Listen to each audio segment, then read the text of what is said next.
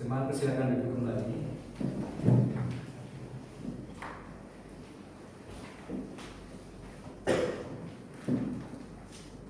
Ya Ibu Bapak, kita kali ini akan melihat beberapa tema di beberapa minggu ke depan, juga termasuk dalam bulan ini ya, bulan yang tematik. Jadi kita akan melihat beberapa narasi atau beberapa prinsip mengenai ya, kita masuk dalam bulan Agustus ya, Independence Day, kemerdekaan. Jadi ya kita tetap berkaca daripada Alkitab ya, ada beberapa narasi mengenai hal ini. Dan ini poin yang pertama, tema kita yang pertama, bagaimana kita itu dibebaskan ya.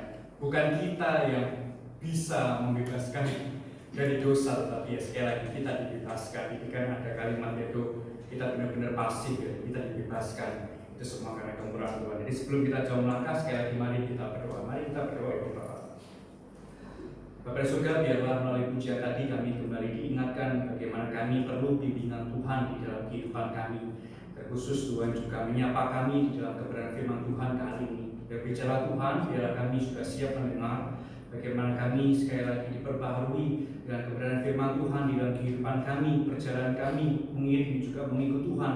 Maka di dalam perjalanan kehidupan kami pun kami senantiasa menyenangkan hati Tuhan. Berkati dan juga urapi hamba-Mu yang lemah terbatas ini dapat menyampaikan dengan baik, bertanggung jawab, dan semuanya kami kembalikan untuk kemuliaan nama Tuhan saja. Nama Putra-Mu Tuhan kami sudah berdoa. Amin. Mari Ibu Bapak, kita akan buka beberapa bagian ya kali ini. Jadi kita sudah membaca tadi di dalam narasi khususnya di dalam liturgis yang dibacakan khusus yang ke-7 itu baru ya, 1 Korintus 15. Tapi saya mau mengajak Ibu Bapak untuk melihat ya beberapa bagian kali ini, yaitu di dalam Hosea 13 ayat yang ke-14 ya.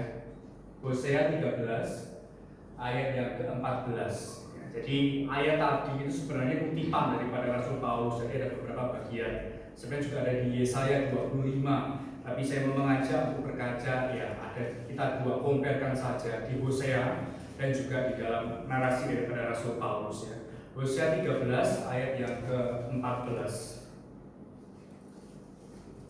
Kalau sudah, kita akan baca bersama-sama ya Bapak ya. Hosea 13 ayat yang ke-14. 2, 3. Akan kubebaskanKah mereka dari kuasa dunia orang mati? Akan kutebuskan mereka daripada maut? Di manakah penyakit sampahmu, hai maut? Di manakah tenaga pembinasamu, hai dunia orang mati? Mataku tertutup bagi belas kasihan. Oke, kita lanjut dalam tadi 1 Korintus 15. Tadi kita baca di ayat yang ke-58. Kita masuk karena itu saudara-saudara kekasih. 1 Korintus 15 ayat 58.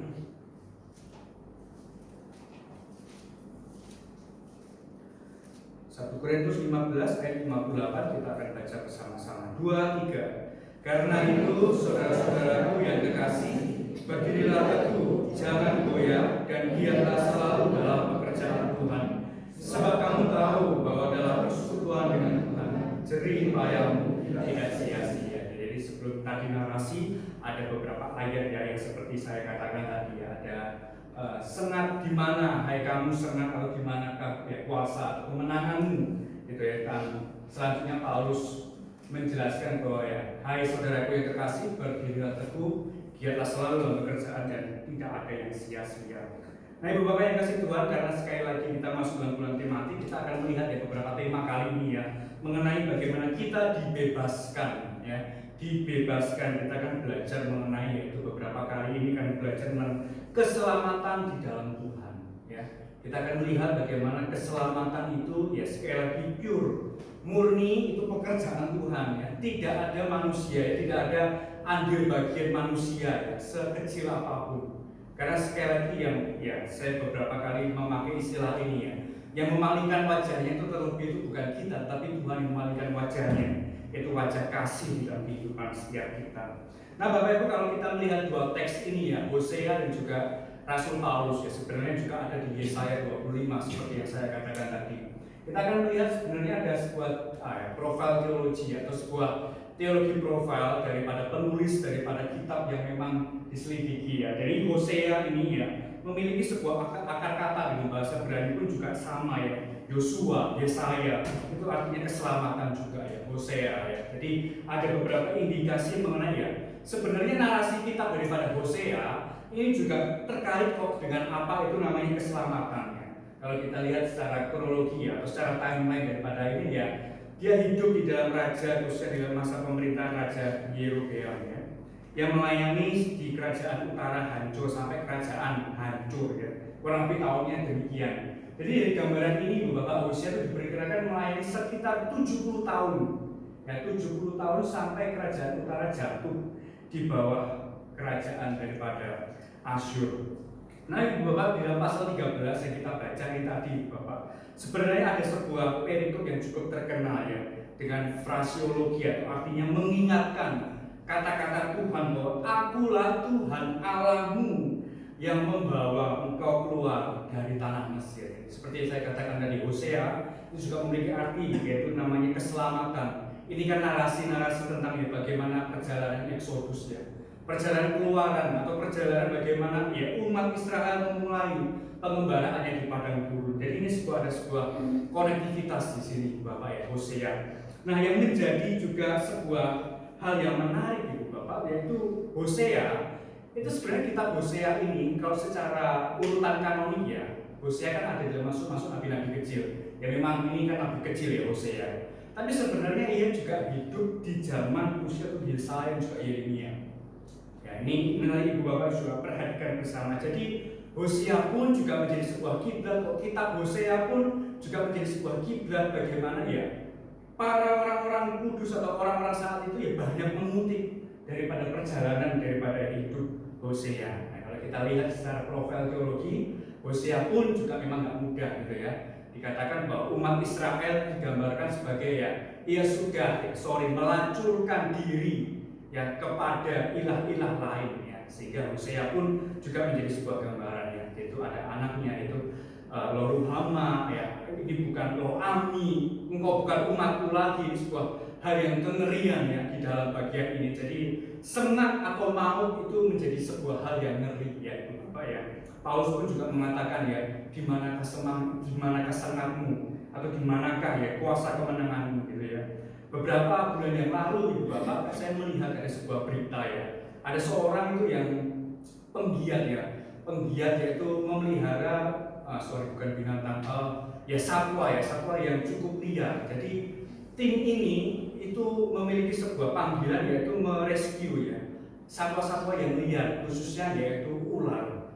Nah, salah satu tokoh ini atau salah satu orang ini yang cukup terkenal juga, cukup famous juga di sosial media, sempat terkena yaitu gigitan atau sengat atau racun daripada yaitu ular atau kobra. Ya, bisa dikatakan Ibu Bapak ya, di dalam narasi atau deskripsinya orang ini ya dari kecil gitu ya, dari kecil itu sudah mainannya dengan ular gitu, mainannya dengan ular. Saya juga heran kenapa mainnya dengan ular gitu, masih banyak permainan yang lain. Tapi dari kecil pun orang ini ya sudah main dengan ular, bahkan ularnya bukan ular-ular seperti yang biasa ya, tapi sesuatu ular yang memang beracun gitu ya. Dan beberapa data atau fakta yang itu ya juga mempengaruhi, yaitu tentang sebuah daya tahan tubuhnya ya. Sampai sekarang pun juga masih di dalam perawatan yang cukup intensif ya. Nah Ibu Bapak, demikianlah yang digambarkan oleh Rasul Paulus ya. Benar-benar sengat daripada maut itu sangat mengerikan ya. Bukan hanya berhenti di sengatnya ya, kita digigit, bukan hanya itu saja. Tapi sengat itu yang menjalar, racun itu yang menjalar, yaitu dosa itu ya. Dan akhirnya endingnya adalah maut, yaitu kematian. Kita lanjut ya Ibu Bapak. Nah, Ibu Bapak, sesuatu hal yang dilanggar oleh umat Tuhan saat itu adalah mengenai covenant atau perjanjian Allah. Allah sudah menyatakan bahwa akulah Tuhan Allahmu dan engkau adalah umatku. Tapi umat Tuhan di zaman Hosea itu tidak ya. Ya Tuhan, aku ini adalah umatmu ya. Ini aku umatmu Tuhan. Tapi engkau itu bukan satu-satunya Allah di dalam kehidupan bangsa kami. Karena sekali lagi digambarkan ya, perzinahan di mana-mana terjadi di zaman Hosea. Ya iya, mereka pun juga digambarkan bagaimana ya tidak setia, ketidaksetiaan umat itu menandakan bahwa ya ada sebuah pelanggaran di sini. Pelanggaran yaitu mengenai tentang covenant perjanjian. yang Allah buat sendiri. Tapi sekali lagi Ibu Bapak ya, covenant perjanjian yang Allah buat itu sekali lagi tidak bisa digagalkan oleh manusia. Ya, sekali lagi saya ulangi, covenant atau perjanjian yang Allah buat itu tidak bisa digagalkan oleh manusia. Itu bukti bahwa ya Allah itu mengasihi, benar-benar mengasihi di dalam kehidupan umat gitu ya. Umat bertingkah semaunya gitu ya, tapi sekali lagi Tuhan ya, bahwa engkau adalah umatku, umat yang aku kasihi gitu ya. Jadi sebenarnya ada sebuah friks di sini, ada sebuah kegagalan mengenai covenant atau perjanjian. Nah Ibu Bapak, di dalam teologi profil teologi daripada Rasul Paulus itu menggambarkan bahwa ya ini pasal 15 ada sebuah kalimat pamungkas ya kan, karena surat ya, karena ini kan berbeda dengan pendekatan kitab. Kalau surat itu, kalau narasi di dalam surat itu kan ada sebuah penggembalaan ya, ada sebuah encourage, ada sebuah semangat, ada sebuah dorongan ya. Jadi kalau kamu sudah diselamatkan, kalau kamu sudah dibebaskan ya ayo, kamu harus bersyukur kepada Tuhan gitu ya. Kamu juga harus tadi ya, kamu nggak boleh goyah gitu ya. Kamu harus berdiri teguh dan kamu harus giat di dalam pekerjaan Tuhan. Ya, kamu harus giat dalam pekerjaan Tuhan. Ya, beberapa hari yang lalu kita juga belajar ya mengenai bagaimana ya keselamatan itu sebenarnya perlu kita kerjakan atau tidak gitu ya. Atau ini sebuah hal yang mengenai ya ada andil bagian di dalamnya atau ya ini sebuah bentuk ucapan syukur karena engkau telah diselamatkan ya. Yuk kamu juga harus berbuat ini sebagai bukti bahwa aku ini adalah umat pilihan, aku ini adalah umat yang diselamatkan. Jadi pasal 15 adalah kalimat pamungkas ya daripada Rasul Paulus. Ini juga menjadi ciri khas ya Bapak ya. Rasul Paulus kalau di bagian-bagian akhir pasti selalu ya memberikan sebuah penguatan ya, memberikan sebuah dorongan, memberikan sebuah ucapan syukur. Ini juga penting ya di dalam kehidupan kita gitu ya, di dalam kehidupan kita khususnya kita sebagai keluarga jemaat GKI Trinity atau kehidupan dalam pekerjaan kita ya, kita juga ikut ambil bagian, kita diberikan panggilan ya untuk juga dapat mengencourage orang, memberikan dorongan ya jangan lesu, jangan lemah gitu ya. Sekali lagi kita pun juga ikut ambil bagian di dalam teladan kehidupan kita. Nah Bapak Ibu, sebenarnya Paulus itu ingin mengkoreksi Bapak Ibu ya pandangan jemaat Korintus yang karena sudah tercemar ya oleh pandangan dunia. Pandangan dunianya sangat menarik di sini ya, dan jemaat Korintus ya, yaitu sebuah hal yaitu mengenai pandangan yang sangat populer, yaitu jiwa yang terperangkap dalam tubuh. Jadi menurut Paulus kebangkitan itu di dalam jemaat Korintus ada sebuah hal yang cukup salah konsepnya, karena Korintus sekali lagi banyak sekali ya pandangan-pandangan dunia, filsuf, bahkan kita mengenal itu Philo gitu ya, bahwa jiwa itu yang terperangkap dalam tubuh atau jiwa itu yang nantinya lepas di dalam masa kematian. Ini kan filsafat mengembangkan bahwa ya tubuh kita itu hina, gak bisa jiwa itu terperangkap di dalam tubuh yang ini, tidak bisa ya. Itu enggak ya, karena kita kan ngomong filsafat pandangan ini kan enggak rasional, enggak logika, enggak masuk ini gitu kan. Kalau bahasanya kan, wah ini enggak masuk pemikiran kita gitu ya. Nah Paulus juga ingin mengkoreksi bagian ini loh. Karena itu salah, masalah kebangkitan itu bukan hal demikian. Bukan masalah mengenai jiwa yang terperangkap di dalam tubuh, tapi ya dua-duanya itu Allah Kristus Yesus itu sudah ya, sudah sekali lagi ya menebus penuh dan juga total tubuh dan jiwa saudara sekalian khususnya jemaat Korintus. Nah Ibu Bapak, hal yang sering ditemukan juga ya di dalam abad saat ini ya, di tahun-tahun saat ini ya, yang menolak kebangkitan Yesus ya. Orang-orang di abad pertama bisa percayakan kebangkitan karena memang nggak ada waktu itu ya. Sekali lagi pandangan-pandangan dunia cukup tidak luas ini. Tapi sekali lagi saat ini ya, mungkin tantangannya juga lebih hebat.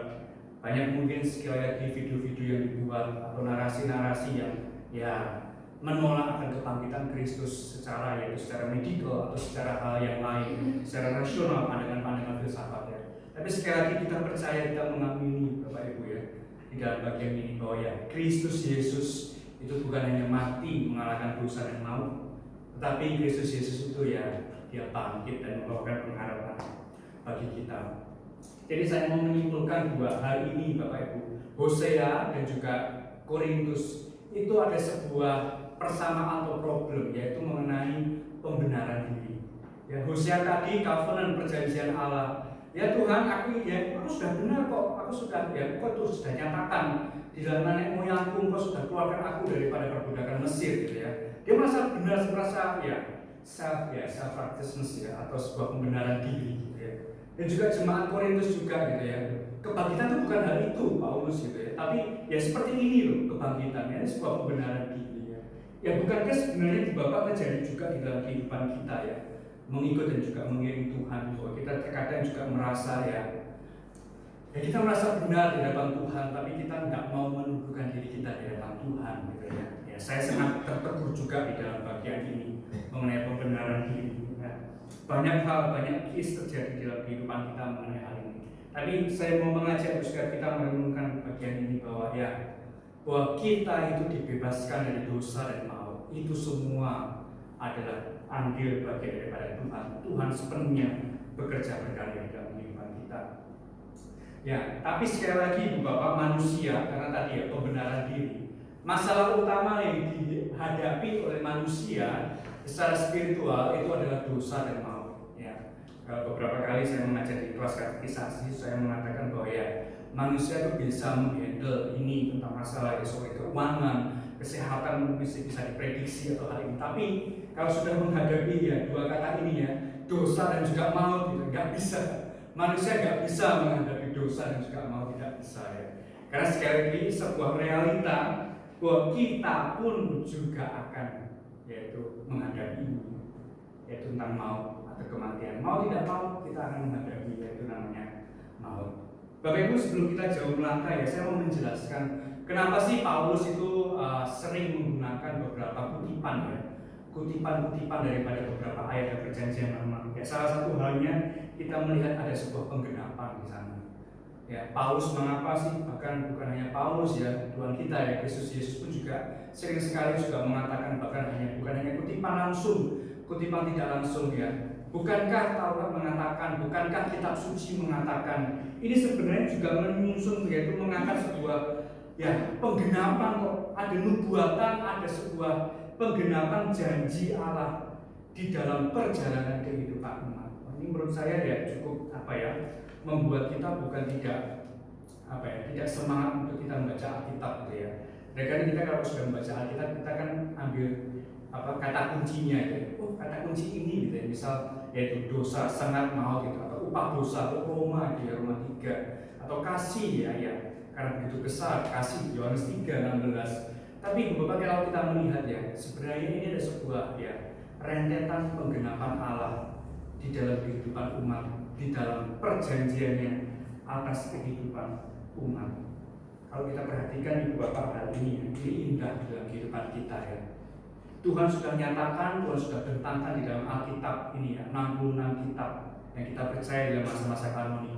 Dan kita harus kembali kepada Alkitab karena sekali lagi penggenapan janji, pemeliharaan Allah atas rentetan kehidupan perjalanan umat itu senantiasa ada sampai masa kesudahan yang datang kedua kali. Jadi Bapak kita nggak bisa menghadapi dosa dan juga maut hal ini main problem spiritual, masalah utama manusia secara spiritual kita nggak bisa melewati hal ini sendiri Nah Bapak dalam Alkitab itu kita bisa menemukan kisah-kisah atau sesuatu hal yang mungkin kita bisa cap temporer kita terkadang bisa cap temporer narasi Exodus, ini perjalanan pembuangan atau masa-masa transisi ketika Mesir ke Israel, ada masa-masa eksal, masa-masa pembuangan ketika Babel, ketika Asyur Tapi kita melihat Bapak ini bukan hanya sebuah temporer Allah menyelamatkan umat tidak. Tetapi poin yang penting adalah ini Bapak Allah itu menyelamatkan umatnya dari penderitaan, tetapi melalui penderitaan itu Jadi sekali lagi ini hal yang cukup baik kita pelajari bahwa bukan hanya Allah itu menyelamatkan umatnya dari penderitaan, tapi Tuhan Allah kita itu juga memakai penderitaan untuk menyelamatkan umatnya. Artinya adalah sebenarnya kita nggak bisa apa-apa tanpa Tuhan. Kita nggak bisa, kita nanti tanpa Tuhan di dalam kehidupan kita. Sehingga sekali lagi bahkan melalui penderitaan pun Tuhan memakai itu untuk menyelamatkan kita. Ini kan puncaknya kepada Kristus Center kepada Kristus Yesus di yang penderitaan itu sebenarnya kita diselamatkan poin di dalam bagian ini. Nah, Hosea 13 kalau Ibu Bapak perhatikan kata dipakai di sini kan adalah maut Sheol ada beberapa kata yang dipakai sebenarnya mengenai maut atau dunia orang mati Tapi sekali lagi kalau Hosea 13 itu sebuah kengerian ya Bapak ya. Kalau Hosea, kalau kita lihat narasi Hosea itu benar-benar ngeri gitu ya. Bahkan dikatakan yang anak yang ketiga itu tadi ya, loh ami gitu ya, ami gitu kan ya. Itu bukan umatku lagi gitu kan, sebuah ngerian ya. Kalau ngeri kan pasti hukumannya adalah maut atau kematian. Tapi kalau kita lihat tuh Bapak di dalam 1 Korintus 15:55 itu sebenarnya Paulus kayak sedikit menantang gitu. Hai maut, dimanakah sengatmu ya? Dimanakah kemenanganmu gitu ya? Artinya ya ada sebuah ya transisi di dalam hal ini mengenai Hosea dan juga Paulus, sebuah kengerian lalu diputar balikan kepada sebuah hal yang ya bukan sebuah ejekan sebenarnya, tapi ya sebuah tantangan gitu ya. Ya aku tuh sudah diselamatkan oleh Kristus Yesus yang ya sudah mengalahkanmu maut itu mengenai tentang kebangkitannya. Sebenarnya Ibu Bapak, pesan utama daripada Injil bukankah demikian gitu ya. Injil ya bagi orang-orang dunia itu sebuah kebodohan ya. Nah, catat dalam Alkitab juga demikian ya. Tapi bagi umat yang mengenal Tuhan itu adalah kasih karunia, itulah kabar sukacita di dalam perjalanan hidup umat, bahwa ia sama menjadi sama dengan kita. Dan bukan hanya menjadi sama, tapi dia mati untuk kita. Ya, ada 3 poin yang ingin saya bagikan Ibu Bapak mengenai hal ini ya, tentang Hosea dan juga untuk 1 Korintus 15:55-58. Bapak Ibu dibebaskan dari dosa itu bukan seperti secara natural gitu ya. Kalau ada beberapa paham dunia kan bahwa kita ya tabula rasa gitu ya, bahwa ya kehidupan umat atau manusia itu ya lahir seperti kertas kosong atau putih gitu ya. Nah, bagaimana tinta-tinta itu ada ya, digambarkan seperti dosa, tapi enggak gitu ya. Dibebaskan dari dosa itu bukan secara natural, tapi ya dikerjakan oleh Allah. Ada sebuah itu tadi ya, inisiatif Allah di dalam kehidupan kita ya. Allah yang membebaskan kita, manusia tidak ada andil di dalamnya. Jadi sekali lagi ini juga menghancurkan tembok-tembok daripada Korintus tadi atau Hosea tentang self righteousness, pembenaran diri. Loh, bukan kamu yang mengerjakan, tapi loh aku yang bagaimana mendesain karya keselamatan untuk kehidupan umatku. Nah, ini kan menjadi sebuah ya ucapan syukur Ibu Bapak bagi kita ya di dalam menjalani kehidupan kita, bahwa ini bukan sebuah ketakutan dibebaskan dosa dan maut, bukan ya. Kita ya sekali lagi mungkin menjadi sebuah ketakutan orang-orang yang mungkin ya belum mengenal Tuhan. Tapi ini menjadi sebuah kabar sukacita atau harapan bahwa maut itu sudah dikalahkan, gitu ya. Kita sudah dibebaskan dari hal ini.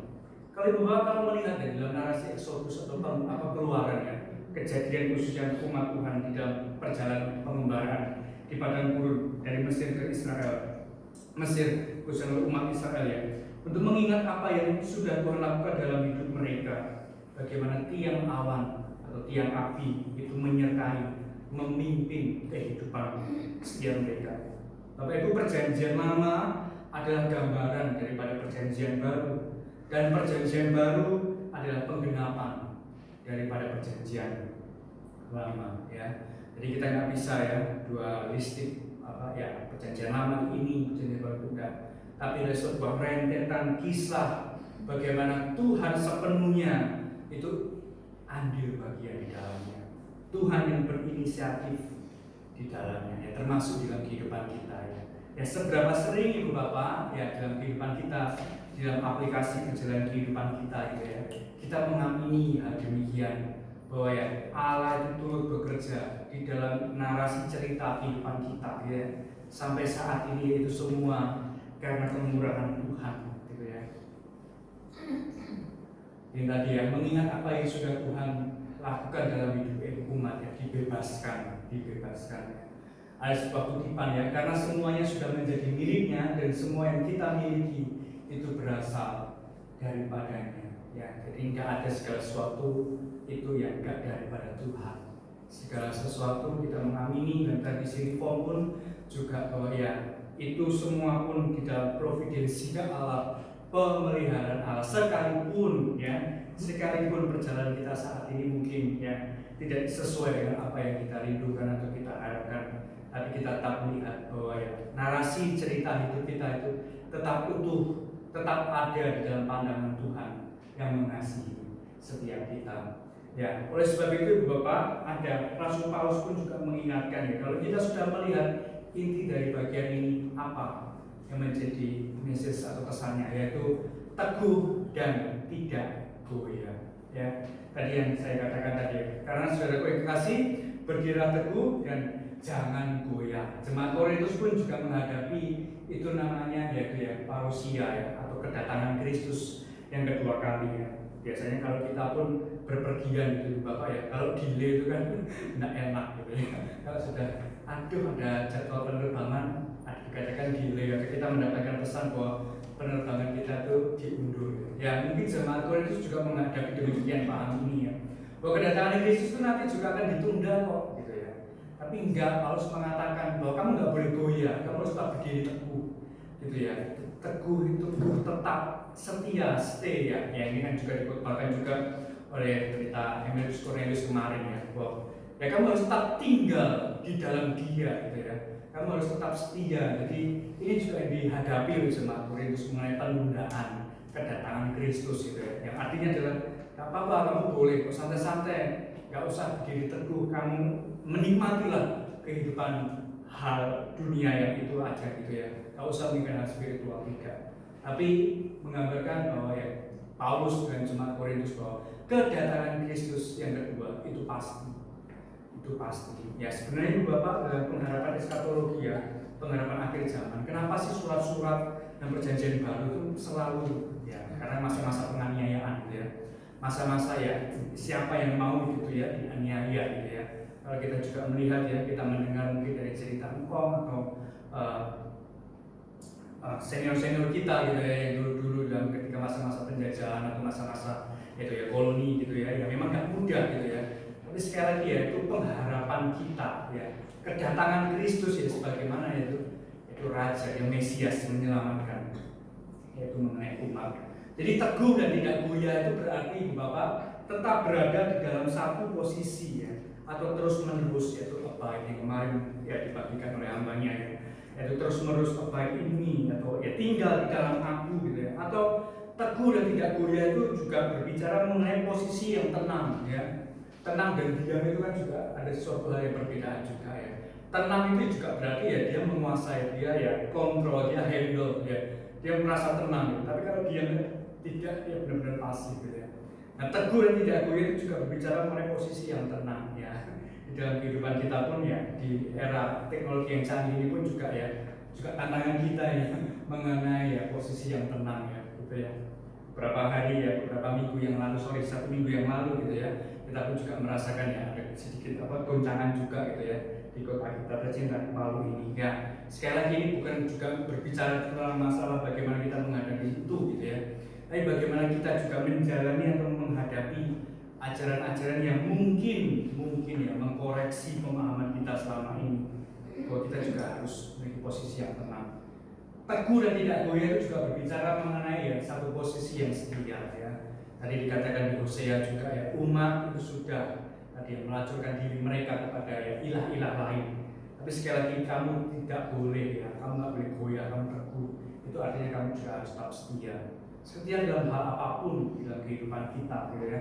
Bahkan tetap berada di dalam satu posisi yaitu yang penting ya, yaitu tabah ya, teguh di dalam kehidupan perjalanan kehidupan kita. Ya, nggak semua sekali lagi kita mungkin bisa gitu ya. Tapi yang ini saya bagikan mengenai ya teguh dan tidak goyah. Kita dibebaskan dari dosa dan maut supaya kita ya terus menerus ada di posisi di dalam Tuhan. Ada juga posisi yang tenang, setia, dan juga posisi yang tabah. Selanjutnya Bapak, yaitu giat di dalam pekerjaan Tuhan ya. Kalau kita sudah dibebaskan dari dosa dan maut, kita juga harus giat di dalam pekerjaan Tuhan ya. Hukum Taurat bukanlah solusi bagi kejahatan dan kematian. Sebaliknya hukum Taurat itu adalah kuasa dosa ya. Roma 5:13 ya. Sebab sebelum hukum Taurat ada, telah ada dosa di dunia. Tetapi dosa itu tidak diperhitungkan kalau tidak ada hukum Taurat. Jadi sekali lagi Bapak, hukum Taurat itu bukanlah solusi bagi kejahatan dan kematian ya. Di dalam narasi perjanjian lama ataupun narasi perjanjian baru. Sebaliknya melalui Taurat, melalui aturan-aturan yang sudah ditetapkan itu, betapa bobroknya kita, betapa hinanya kita, betapa kita tidak berdaya melakukan Taurat itu, ya, melakukan aturan yang Tuhan telah tetapkan di dalam Taurat. Yang mungkin ya dalam perjalanan secara ya kehidupan umat atau pemuka-pemuka agama kan ada penambahan Taurat gitu ya, ada beberapa diksi-diksi penambahan kata. Tapi di sini yang penting adalah ya semakin kita mengenal Taurat, atau semakin kita mengenal kitab suci, seberapa pun dalam kehidupan kita mengenal bahwa kita itu benar-benar berdosa, kita tidak layak di hadapan Tuhan. Ya, ini penting dalam kehidupan kita ya Bapak ya. Sehingga kita pun juga ya giat di dalam pekerjaan Tuhan, karena Tuhan itu sudah ya beranugerah di dalam hidup kita. Ya, tadi dikatakan di dalam pengakuan dosa, berita anugerah. Ya, keselamatan itu bukan karena hasil usahamu, bukan karena pekerjaanmu, tetapi itu karena pemberian anugerah Allah yang setia. Itu juga salah satu concern ya daripada Paulus, bahwa ya anugerah dengan bekerja ya, atau bekerja dari hukum Taurat ya, itu juga menjadi sebuah koreksi yang berat dalam senantiasa melimpah. Dan sebenarnya dia dalam pekerjaan Tuhan itu artinya adalah ya senantiasa melimpah dalam pekerjaan Tuhan ya, sesuatu yang tumpah di semua sisi ya. Muncul dalam konteks pelayanan yang membangun jemaat ya biarlah spirit di dalam ya kemerdekaan ini ya, Independence Day ini ya, kita juga melihat, kita juga belajar gitu ya daripada sejarah bangsa kita pun ya, bagaimana membangun satu dengan yang lain. Bahkan dalam konteks bergereja pun gitu ya, dalam konteks bergereja di depan berjemaat pun ya, kita seharusnya pun juga ikut ambil bagian di dalam pelayanan yang membangun jemaat. Sekali lagi bukan hanya kita gitu ya, kalau kita sudah ikut ambil bagian di pelayanan, tapi bagaimana posisi diri kita juga bisa menjadi ya tangan bagi mereka yang juga mau rindu dan juga belajar untuk mengenal Tuhan atau melayani Tuhan. Ayat 58 itu terjemahan Hurufiah gitu ya, artinya tetapi lebih daripada itu hendaklah kamu berusaha mengupayakan atau mempergunakannya untuk membangun jemaat ya. Beberapa hari lagi ya minggu depan kita juga mengadakan beberapa acara atau agenda gitu ya. Saya juga tidak mau spoiler di sini, tapi ya sekali lagi ya bagaimana kita diberikan kok talenta, kita diberikan kok karunia-karunia itu gitu ya. Sekali lagi bahwa konteksnya di dalam teks ini pun juga adalah untuk membangun jemaat ya, bukan akunya ya, bukan A-nya, tapi ya kita semua kita merasakan bagaimana ya ternyata karunia satu dengan yang lain berbeda-beda, dan itulah dalam perbedaan itu ya semangat daripada kemerdekaan kita ya, Independence Day. Kita tidak sama, tapi kita dipanggil untuk menyatu. Bapak, sampai sejauh ini pembacaan kita dan juga perenungan kita. Mari sekali lagi kita berdoa. Mari kita berdoa.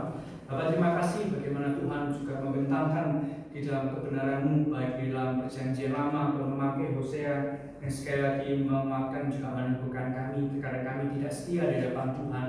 Tapi sekali lagi kami juga bersyukur bagaimana Tuhan juga tetap mengasihi, sekalipun sekali lagi kami pun jauh daripada hadapan Tuhan. Dan kami juga belajar bagaimana narasi atau surat-surat daripada Rasul Paulus, bagaimana hidup kami dipanggil setelah kami dibebaskan dari dosa dan juga maut, kami saling membangun, kami mengucap syukur, dan kami selalu giat dalam pekerjaan Tuhan, karena segala sesuatu yang kami lakukan tidak akan pernah kembali dengan sia-sia, dan semua yang berkemuliaan nama Tuhan. Tuhan menerangkan firman ini di dalam kehidupan jemaat kami kita di dalam putra-Mu dan kami Yesus kami berdoa. Amin. Kami kembalikan kepada pemimpin.